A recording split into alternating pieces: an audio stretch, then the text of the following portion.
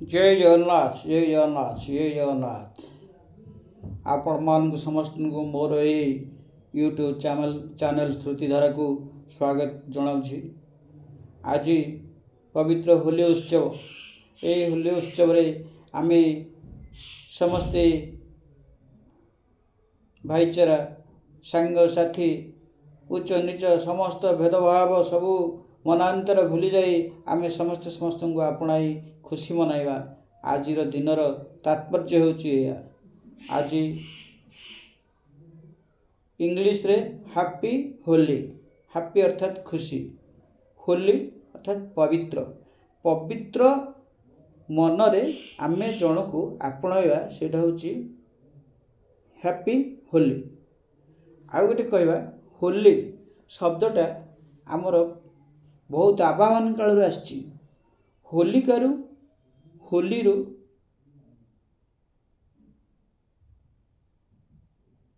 होलिकारु होलीर उच्चारण हो आसी कालक्रमे। यही होली रो तात्पर्य एक पौराणिक कथावस्तु अच्छी जहाँकि आमे सत्ययुगर हिरण्य प्रहलाद संवाद रे आमे किछि जानिबा एवं मनुष्य जीवन रे ईश्वर विश्वास विश्वास नहीं तो दृढ़तार सहित विश्वास एवं ईश्वर निकट रे आमर आत्मसमर्पण द्वारा आमर जय होइछि। होलिका नामर जड़े राक्षस थिले जी कि हिरण्य कश्यपुर भौणी सान भौणी। से सपरिवार समस्ते थिले शिव भक्त। शिवं को उपासना कला परे से माने निजे निजे बहुत भयंकर बରରେ प्राप्त होई ये सारा सृष्टि की अतिष्ठ करिथांती। इति अवसर रे निजर पुत्र हिरण्यकश्यप निजर पुत्र भक्त प्रहलाद को मध्य से साधारण एक माने से सबुले विष्णु को निजर शत्रु मन करथांती। किंतु प्रहलाद थिले जने परम भक्त विष्णुंकर अति परम भक्त। से सबुले श्रीहरि श्रीहरि श्रीहरि श्रीहरि जपरे तांकर समय अतिबाहित करथिले। एवं कथा वस्तु रे आज आमे जेमिति कहि शिखुचे जय जगन्नाथ जय जगन्नाथ जय जगन्नाथ कहूचे से सेमती कथा प्रारंभ रे श्रीहरि श्रीहरि श्रीहरि जय श्रीहरि को लिखौथांती। ई जे तांकर एही श्रीहरि भाव श्रीहरि भक्ति तांकर पिता हिरण्य को भल लागु न थाए। अर्थात से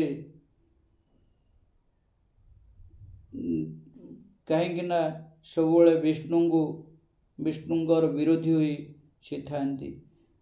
विष्णुंकर विपक्ष रे से थांती सब माने सब निजको एते योद्धा एते पराक्रमशाली थिले जे से मन मध्य स्थिर करते मु विष्णु को मध्य पराजय करी बोली से भावी। एवं तांकरी नाम इति तांको दुस्सह्य खराब लगुला। से विष्णु नाम को एते घृणा करथुले जे तांकरी आगरे जे विष्णुंकर नाम उच्चारण करिवो श्रीहरि बोली उच्चारण करिवो से तांको बहुत दंडरे दंडित करथुले। एमिति कि निजर पुत्र को मध्य से छाड़ी नथिले। एणु आमे इथि तांकर पुत्र कौन कले एवं ये होली शब्द केमिति आसिला सेटा आमे मोर कहवार तात्पर्य। दिने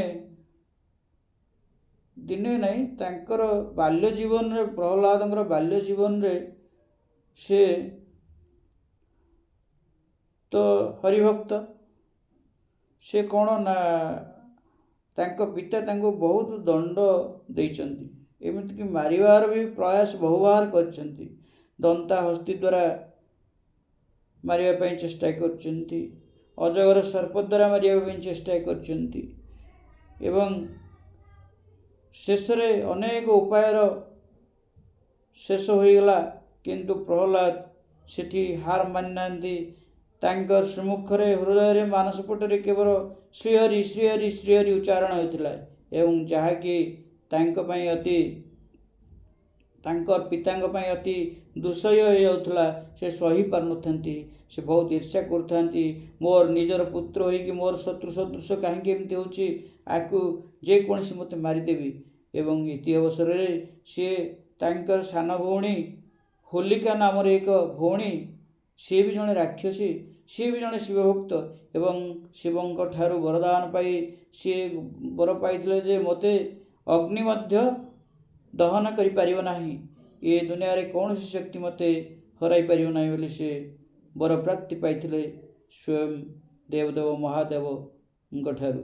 ଏଣୁ ଏହି ସୁଯୋଗ ନେଇ ସେ ତାର ନିଜ ସାନ ଭଉଣୀ ହୋଲିକାକୁ ଡାକି ସେ କହିଲା, ହିରଣ୍ୟକଶିପୁ କହିଲେ ଯେ ତୁ ଗୋଟିଏ ଉପାୟ କର, ଏକ ବିରାଟ କାଷ୍ଠର ସମାଧି କର, ସେହି ସମାଧି ଉପରେ ତୁ ପ୍ରହ୍ଲାଦକୁ କୋଳରେ ଧରି ବସିପଡ଼ ଏବଂ ତାରି ଚାରିପାଖରେ ଆମେ ଅଗ୍ନି ସଂଯୋଗ କରିଦେବୁ ଏବଂ ତୁ ତ ଯେହେତୁ ଶିବବର ପ୍ରାପ୍ତ ହୋଇଛୁ, ତୁ ପୋଡ଼ି ମରିବୁ ନାହିଁ, ତୋର କିଛି କ୍ଷତି ହେବ ନାହିଁ।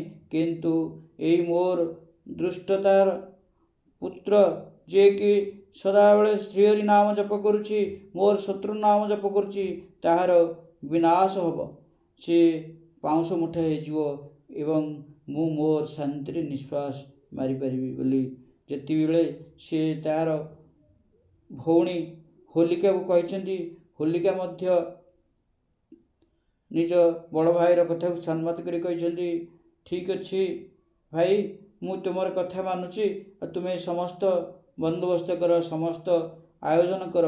ଏମିତି ସବୁ ବିଶାଳ ଏକ ପାହାଡ଼ ସଦୃଶ କାଷ୍ଠ ଖଣ୍ଡକୁ ସବୁ ସଜାଇ ତାରି ଉପରେ ହୋଲିକା ପ୍ରହ୍ଲାଦକୁ ଧରି ଉପବେଶନ କଲା, ସେଠି ବସିଲା ଏବଂ ସମସ୍ତେ ଅଗ୍ନି ସଂଯୋଗ କଲେ। କିନ୍ତୁ ଭକ୍ତ ପ୍ରହ୍ଲାଦ ସିଏ ମନ ମଧ୍ୟରେ ଶ୍ରୀହରିଙ୍କୁ ସବୁବେଳେ ଜପ କରୁଥାଏ ଏବଂ ମୁଖରେ ସବୁବେଳେ ଶ୍ରୀହରି ଶ୍ରୀହରି ଉଚ୍ଚାରଣ କରୁଥାଏ। ଏହି ପରିସ୍ଥିତିରେ ଏହି ସମୟରେ ଯେତେବେଳେ ଅଗ୍ନିର ହୁତାସନ ଅଗ୍ନି ଜଳିବାକୁ ଲାଗିଲା, ସିଏ ତାର ମନ, ତାର ଚକ୍ଷୁ, ତାର ପଞ୍ଚ ଇନ୍ଦ୍ରିୟ ସମସ୍ତ ଈଶ୍ୱରବାସୀ ହୋଇଯାଇଥିଲେ। ଶ୍ରୀହରିଙ୍କର ନାମରେ ସମସ୍ତେ ଲୀନ ହୋଇଯାଇଥିଲେ। ତାଙ୍କୁ ବୋଧ ହେଉନଥିଲା ଯେ ସେ ଜଣେ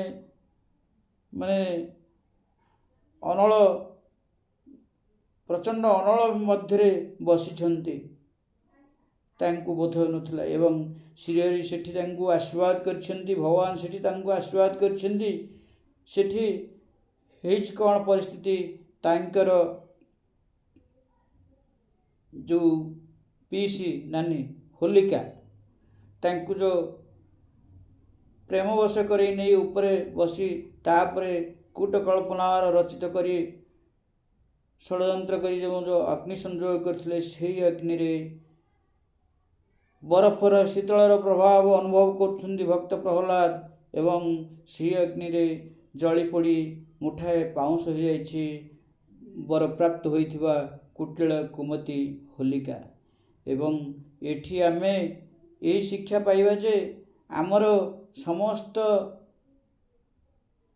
ମାନସିକ ଦୁଶ୍ଚିନ୍ତା ଏବଂ କୁବୁଦ୍ଧିକୁ ଆମେ ଯେଉଁ ହୋଲି ପୂର୍ବରୁ ହୋଲିର ଯେଉଁ ହୋଲିକା ଅଗ୍ନି ଆମେ ଯେଉଁ ଦାହନ କରୁଛେ, ସେ ହୋଲିକା ଅଗ୍ନିରେ ଏ ସମସ୍ତକୁ ଜଳାଞ୍ଜଳି ଦେବା, ଅର୍ଥାତ୍ ସେହି ଅଗ୍ନିରେ ଆମେ ସବୁ ପକାଇବା।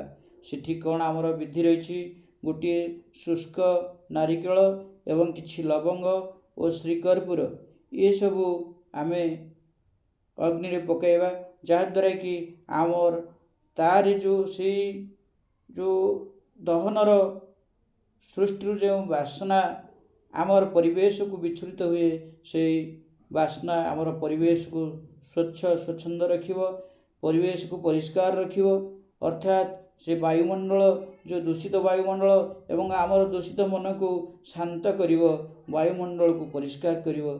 ଏଇଟା ହେଉଛି ସେ ହୋଲିକାର ତାତ୍ପର୍ଯ୍ୟ, ହୋଲି ଦହନର ତାତ୍ପର୍ଯ୍ୟ। ଏବଂ ଏହିସବୁ ଇତି ଅବସରରେ ଯେତେବେଳେ ଭକ୍ତ ପ୍ରହ୍ଲାଦ ସେଠୁ ଉଦ୍ଧାର ପାଇଛନ୍ତି, ଶ୍ରୀହରି ତାଙ୍କୁ ବଞ୍ଚାଇଛନ୍ତି, ସେ ଯାଇ ତାଙ୍କ ସାଙ୍ଗସାଥି ମେଳରେ ହୋଲିର ପର୍ବ ସୃଷ୍ଟି କରିଛନ୍ତି। ଏବଂ ସେହି ଆବାହନ କାଳରୁ ଏହି ହୋଲିର ପରମ୍ପରା ରହିଆସିଛି। ଏଣୁ ଆମେ ଏହି ହୋଲିକୁ ଅତି ପବିତ୍ର, ଯାହାକୁ ଇଂରାଜୀରେ ମଧ୍ୟ ହୋଲିର ଓଡ଼ିଆ ଅର୍ଥ ହେଉଛି ପବିତ୍ର।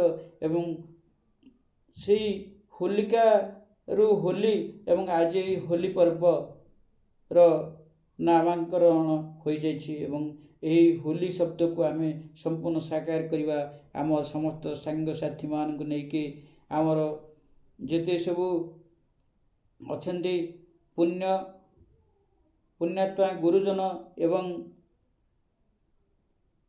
ମାନ୍ୟଗଣ୍ୟ ବ୍ୟକ୍ତିମାନଙ୍କର ପାଦରେ ମୁଣ୍ଡିଆ ମାରି ଆଶୀର୍ବାଦ ନେବା ଏବଂ ତାଙ୍କ ମଥାରେ ହୋଲି ଲଗାଇବା, ଅନ୍ୟ କୌଣସି ଜାଗାରେ ନାହିଁ। ଏବଂ ଆମ ସାଙ୍ଗସାଥି ମଧ୍ୟରେ ଆମେ ଆନନ୍ଦରେ ହୋଲି ଖେଳିବା। ଚାଲନ୍ତୁ।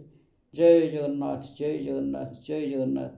ଆଜି ଏହି ହୋଲି ଅବସରରେ ଆପଣ ସମସ୍ତଙ୍କୁ ମୋର ହାର୍ଦ୍ଦିକ ଅଭିନନ୍ଦନ।